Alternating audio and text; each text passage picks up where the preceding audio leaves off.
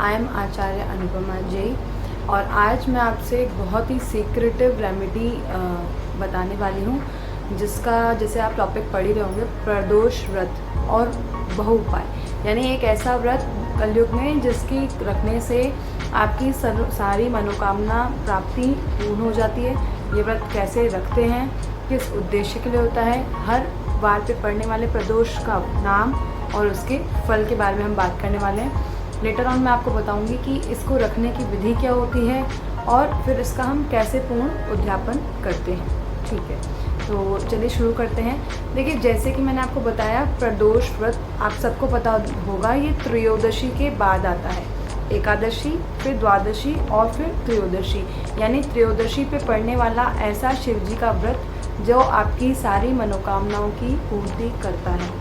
और सबसे पहले जिन लोगों की कुंडली में लगन दोष होता है, यानी आपके लगन का स्वामी 6, 8, 12 में बैठ जाए और आपके काम एंड टाइम पे जैसे बनते और स्टॉप हो जाए, यानी नहीं बने, पूर्ण नहीं हो, तो उन लोगों के लिए विशेषकर बहुत ज़्यादा महत्वपूर्ण होता है।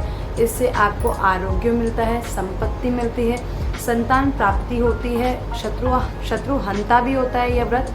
और दूसरा, धन संपत्ति यानी लक्ष्मी का आगमन का ये बहुत ही ज़्यादा सरल और सटीक उपाय है यह प्रदोष का व्रत। आइए शुरू करते हैं। सबसे पहले सोमवार को पड़ने वाले व्रत को जो हम हैं सोम प्रदोष व्रत के नाम से जाना जाता है, जिसको इससे आप शिव जी का सबसे प्रिय दिन और प्रिय जो आप कह लीजिए शिव जी के लिए व्रत रखा जाता है। तो ये आपको जो है सुख संपत्ति और मानसिक शांति देने वाला होता है। सोम जो आपका है प्रदोष व्रत, यानी सोमवार को पड़ने वाला है प्रदोष व्रत। कुंडली में जिसके भी चंद्रमा क्षीण है और आप कह लो अगर अच्छे नहीं हैं, किसी को ग्रहण योग है कुंडली में, तो वह जातक या जातिका जो है सोमवार को पड़ने वाला यह सोम प्रदोष व्रत रख सकता है।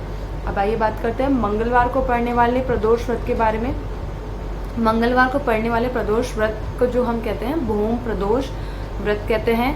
यह आपके कर्ज और ऋण मुक्ति के लिए सर्वश्रेष्ठ सरल उपाय है। यदि आपका मकान नहीं बन रहा है, आप में जो है आपका मंगल कुंडली में अच्छा नहीं बैठा हुआ, ऋण भी है आपके ऊपर बहुत ज़्यादा, या कहीं कहीं आपका गुस्सा आपका सारा काम जो डिस्ट्रॉय कर लेता है, तो उस जातकों को जो है उन जातकों को मंगलवार को पड़ने वाला प्रदोष व्रत रखना चाहिए। यह एक बहुत ही सफल और कारगर उपाय है। दूसरा हम बात करेंगे बुधवार को पड़ने वाले प्रदोष व्रत के बारे में।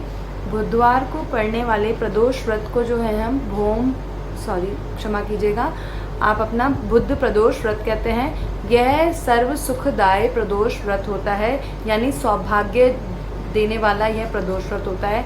आपकी कुंडली में कोई भी योग हो, दोष हो, पूर्ण तरह फल नहीं दे रहा हो, या आपको लग रहा हो कहीं ना कहीं मेरा भाग्य मेरा साथ नहीं दे रहा, तो बुधवार को पड़ने वाला यह आपका बुध प्रदोष व्रत सौभाग्य और आरोग्य को देने वाला है। अब आइए बात करते हैं गुरुवार को पड़ने वाले व्रत के बारे में। गुरुवार को पड़ने वाला जो प्रदोष व्रत होता है इसे हम गुरु प्रदोष व्रत कहते हैं। और यह गुरु प्रदोष व्रत आपके शत्रु हंता के लिए बहुत ही अच्छा है। आपके डायरेक्ट इनडायरेक्ट एनिमीज़ हैं, या आपके सफल व्यवसाय में एक जो वृद्धि का कारक है वह यह प्रदोष का व्रत हो सकता है। अब बात करते हैं शुक्रवार को होने वाले व्रत के बारे में।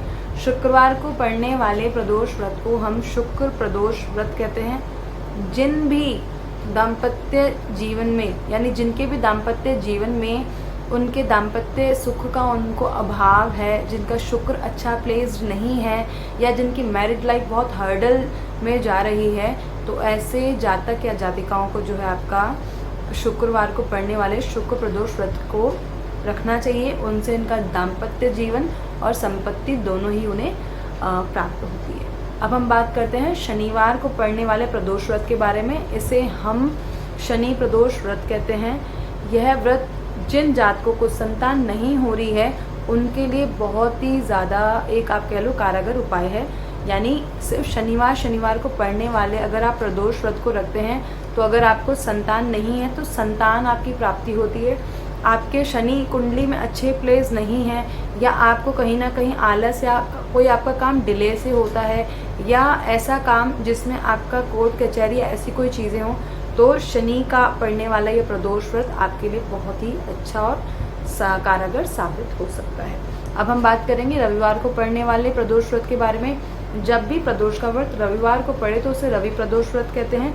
अब अगर आपके यानी स्वास्थ्य ठीक नहीं रहता, जैसे कि मैंने पहले ही कहा था लग्न दोष है, तो उसमें आपका स्वास्थ्य ठीक नहीं रहता, क्योंकि जब तक आपका शरीर स्वस्थ नहीं है आप किसी भी कार्य में अपनी 100% पूरी 100 एफिशिएंसी नहीं दे सकते। तो उसके लिए आपको यह रविवार को पड़ने वाला रवि प्रदोष व्रत जो है वो रखना चाहिए। इससे आपको आरोग्य की प्राप्ति होती है, शरीर निरोगी स्वस्थ और आपका दीर्घायु होता है। अब ये तो रहा प्रदोष व्रत, अलग अलग वार पे पड़ने वाले प्रदोष व्रत के बारे में डिटेलिंग। अब मैं आपको बताती हूँ जो जातक शुरू करना चाहते हैं और जिनका विवाह नहीं हो रहा, एक और चीज़, जिनका विवाह नहीं हो रहा वह भी जातक या जातिका या जिनकी मैरिड लाइफ अच्छी नहीं चल रही, उनको भी यह व्रत जो है रखना चाहिए और उनको रखने से उनकी जो मनोकामना है वो पूर्ण होती है। और आपको पता है अगर कोई व्यक्ति 2 साल तक यानी आपके पूरे 1 साल में आपके प्रदोष व्रत पड़ेंगे 24, ठीक है ना, उन सबको अगर पूरा रखता है, यानी एक कृष्ण पक्ष का प्रदोष व्रत होगा, एक शुक्ल पक्ष का होगा, ऐसे करके 12 प्रदोष व्रत होंगे। और 2 साल के बाद अगर इसका उद्यापन करते हैं आप, तो आप यकीन मानिए बहुत लंबे टाइम से आपका चला हुआ कोई इच्छा है या कोई काम है या ऐसी कोई अड़चन है जो आपका स्टक हो रही है, जो आपको लग रहा हो अब ये नहीं हो सकता, आप इसे रख के देखिए। बहुत ही जाना माना कारागर उपाय है, जिनको भी दिया गया है उनका ये बहुत ही ज़्यादा फलीभूत तरीके से काम करता है।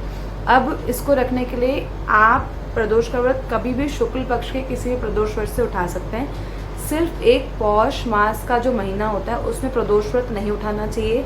और अगर उसके अलावा भी आप सर्वश्रेष्ठ समय देख रहे हैं तो सावन में आने वाला कोई भी प्रदोष व्रत अगर आप वहाँ से प्रदोष व्रत उठाते हैं और लगातार वहाँ से 2 साल तक आप पढ़ने वाले जितने प्रदोष व्रत हैं वो करते हैं, तो आपकी जो भी मनोइच्छा है, जो भी मनोकामना है, चाहे वो संतान की हो, चाहे व्यवसाय की हो, चाहे आरोग्य की हो, चाहे धन प्राप्ति की हो, चाहे किसी भी तरीके की हो, वो आपको 100% इससे बहुत ही ज़्यादा त्वरित फल मिलने वाले हैं।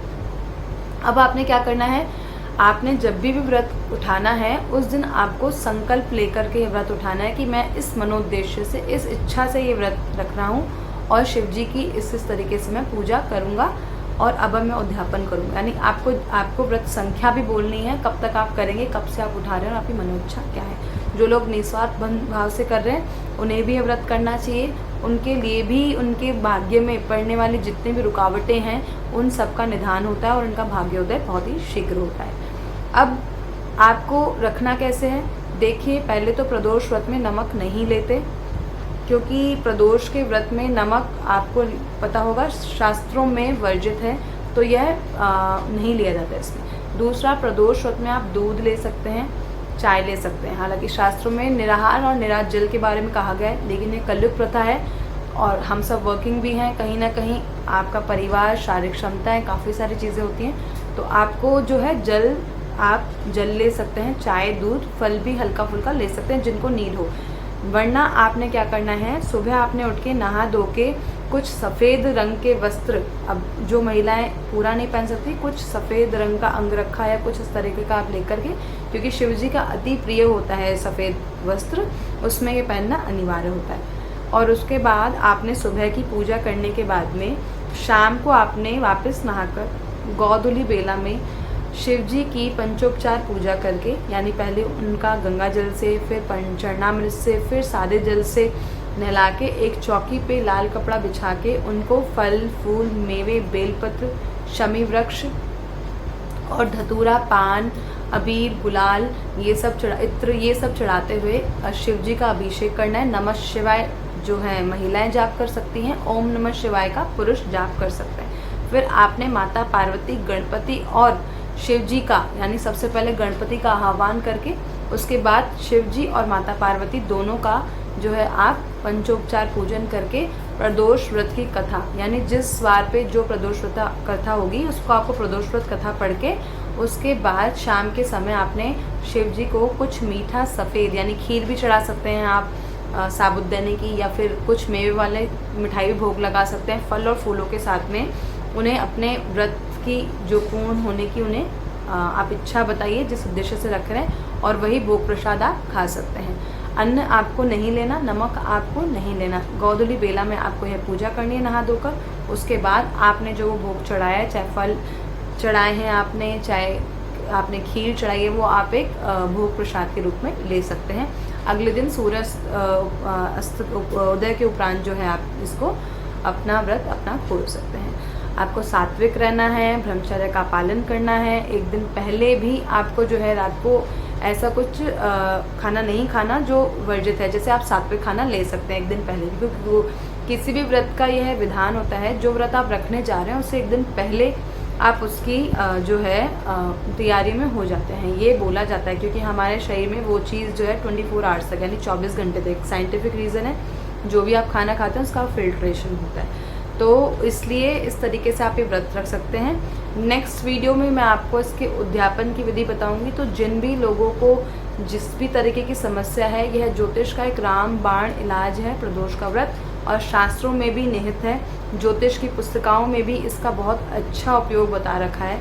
और आपको कहीं जाने की ज़रूरत नहीं है। जिनको लग्न दोष है, जिनकी संतान नहीं हो रही, जिनको संपत्ति नहीं है, जिनका दाम्पत्य जीवन सही नहीं चल रहा है, या जिनमें कहीं ना कहीं कलह का वातावरण है, या भाग्योदय में अभी भी आपको लगता है कुछ देरी है, तो आप अपनी मनोच्छा के अनुसार शिव जी का नाम लेते हुए उनकी आज्ञा से यह व्रत संकल्प के साथ कर सकते हैं। Hopefully you like the video, और प्लीज़ करंट अपडेट के लिए आप नोटिफिकेशन बेल और आइकन को जरूर दबाइए। तब तक के लिए प्रणाम। ओम नमः शिवाय।